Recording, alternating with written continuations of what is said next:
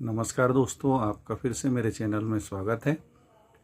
हम अब हाइड्रोलिक और न्यूमेटिक से संबंधित प्रश्नोत्तर और बाकी की जो भी अच्छी जानकारियां हैं, जो गहरी जानकारियां हैं परीक्षाओं में पूछी जाती, उनके बारे में हम लोग स्टडी करेंगे। और अगर अब तक आपने मेरे चैनल को सब्सक्राइब नहीं किया है तो जल्दी से सब्सक्राइब करें, लाइक करें, ताकि ज़्यादा से ज़्यादा आप मेरे वीडियोस से लाभ ले सकें। ज़्यादा से ज़्यादा हाइड्रोलिक और न्यूमेटिक के प्रश्नोत्तर जो बहुत ही महत्वपूर्ण होते हैं उनकी मैं आपको तैयारी करा सकूं, और बेहतर कोशिश रहेगी मेरी कि मैं उन प्रश्नों के उत्तर के साथ साथ आपको उन उत्तरों को क्यों दिया जा रहा है इसके बारे में भी आपको समझाऊं। आइए अब पढ़ते हैं अपन न्यूमेटिक्स, यानी हवा से चलने वाले यंत्र। न्यूमेटिक्स जो है ये ग्रीक भाषा न्यूमा जो शब्द है उससे लिया गया है, जिसका मतलब होता है ब्रीथिंग या सांस लेना। इसी के नाम के आधार पर इसको नाम दिया गया न्यूमेटिक्स। तो ये सिस्टम जो है बगैर हवा के काम नहीं करता है। तो इससे रिलेटेड कौन से प्रश्न हैं जो परीक्षा में पूछे जाते हैं, इसके बारे में आपको हम जानकारी देते हैं। प्रश्न है, न्यूमेटिक शब्द किस भाषा से लिया गया है? अमेरिकी, जापानी, जर्मनी या ग्रीक? तो जैसे हमने पहले बताया कि ये ग्रीक भाषा से लिया गया है, जो न्यूमा शब्द होता है जिसका मतलब होता है ब्रीथिंग या सांस लेना और सांस छोड़ना। तो न्यूमेटिक में वैसे ही होता है, हवा का हम उपयोग करते हैं और उपयोग होने के बाद उस हवा को वापस वातावरण में छोड़ दिया जाता है। अगला प्रश्न है, आयतन में कमी के साथ वायु का दाब खालिस्तान होता है। अर्थात यदि स्पेस कम हो जाए, सकरा किया जाए, तो ऐसी स्थिति में जो एयर का प्रेशर है वो क्या होगा? कम होगा, अधिक होगा, सामान्य रहेगा, किस प्रकार से रहेगा? तो इसका सीधा सा आंसर ये होता है कि आयतन घटने पर वायु का या कोई लिक्विड हो उसका जो प्रेशर है वो हमेशा घटता है। तो आंसर इसका है तीसरा, घटता है। अगला प्रश्न है, वायुमंडलीय दाब के द्वारा या वायुमंडल के द्वारा जो हवा है उसका किसी इकाई क्षेत्र पर पड़ने वाला जो दाब होता है उस दाब को हम क्या कहते हैं? तो उसके लिए absolute pressure, atmospheric pressure, gauge pressure, तो इसको हम कहते हैं वायुमंडलीय दाब या एटमॉस्फेरिक प्रेशर। वायुमंडल में नाइट्रोजन की मात्रा कितनी होती है? तो इस प्रश्न का उत्तर होता है, वायुमंडल में नाइट्रोजन की जो मात्रा होती है 78%, यानी कि 78%। इस प्रश्न में पूछा गया है कि कंप्रेस्ड एयर, यानी कि किसी हवा को यदि हम संपीड़ित करते हैं, कंप्रेस्ड करते हैं, तो कंप्रेस्ड करने के बाद उस हवा में जो दाब उत्पन्न होता है या प्रेशर उत्पन्न होता है उस प्रेशर को कौन सा प्रेशर कहते हैं? Absolute pressure, atmospheric pressure, gauge pressure या नन ऑफ दिस? तो इसका आंसर होता है गेज प्रेशर।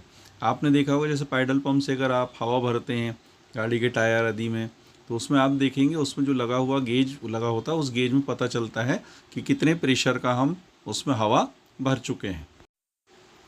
वायुमंडल में ऑक्सीजन की मात्रा कितनी होती है? तो सभी को पता है वायुमंडल में जो ऑक्सीजन की मात्रा होती है वो 21% होती है।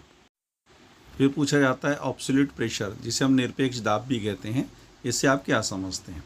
वायु के स्तंभ द्वारा इकाई क्षेत्र पर पड़ने वाला दाब, पूर्ण रूप से निर्वात की स्थिति में दाब, कंप्रेसर में भरी हुई हवा या पाइपलाइन में जो हवा का प्रेशर होता है वो।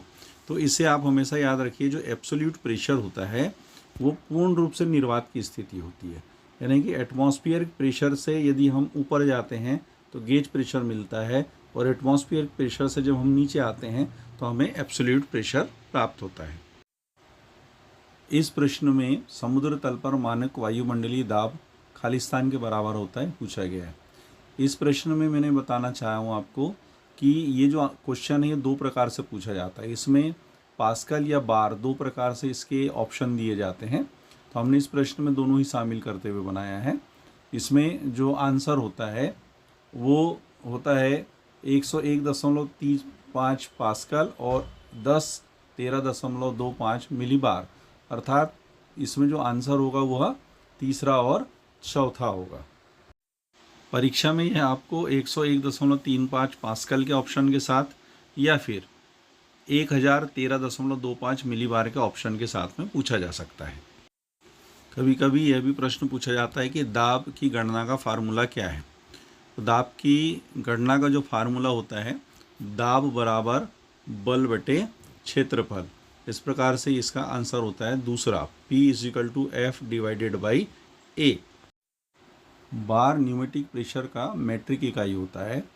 तो इसमें पूछा गया है कि एक बार यानी 1 बार इज इक्वल टू कितना होता है, किसके बराबर होता है। तो ये जो एक बार होता है वो 1,00,000 पास्कल के बराबर होता है।